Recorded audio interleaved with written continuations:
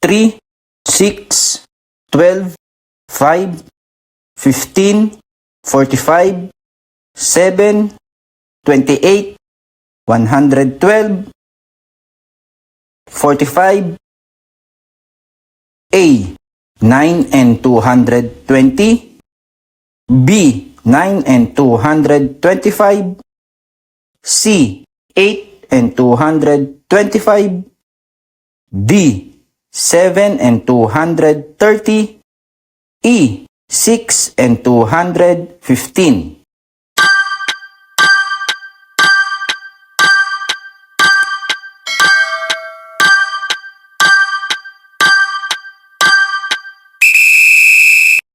Number series ang sasagutan natin for today's video dito sa Learn with Earl's Review channel.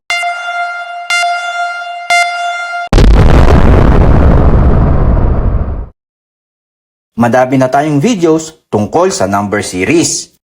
At alam naman natin mga ka-review, sa bawat number series ay meron din siyang pagtingin sa'yo. Bawat number series ay meron niyang sinusunod na pattern. Kung mapapansin ninyo, ang choices na A at B parehong may 9. Tapos B at C parehong may 225. Pag hindi natin makuha ang pattern, sa tatlong yan na lang tayo pipili ng sagot. Meron tayong 33.33% na makatama ng sagot, kesa sa 5 choices na 20% lang. Dapat matutunan din natin ang mag-eliminate sa choices.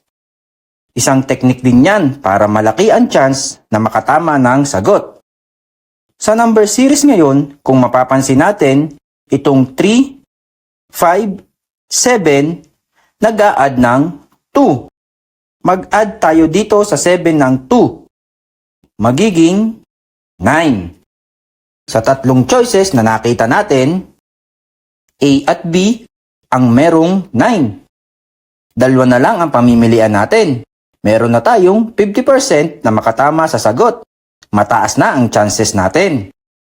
Dito tayo sa 3 at 6. Multiply ng 2. 6 at 12, multiply din ng 2. 5 at 15, multiplied by 3. 15 at 45, multiplied by 3. 2 at 3, for sure, ito ay 4. At dito ay 5. Sa exam, pwede nyo nang i-skip ito para hindi sayang sa oras. Sa ngayon, ituloy natin. 7 at 28 multiplied by 4.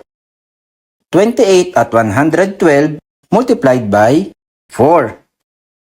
9 at 45 multiplied by 5. Para makuha ang sagot dito, 45 multiplied natin sa 5, which is 225. Ang sagot ay B, 9 and 225. Sana nakatulong ang solution ngayon ka-review. Correct me if I'm wrong. Subscribe for more.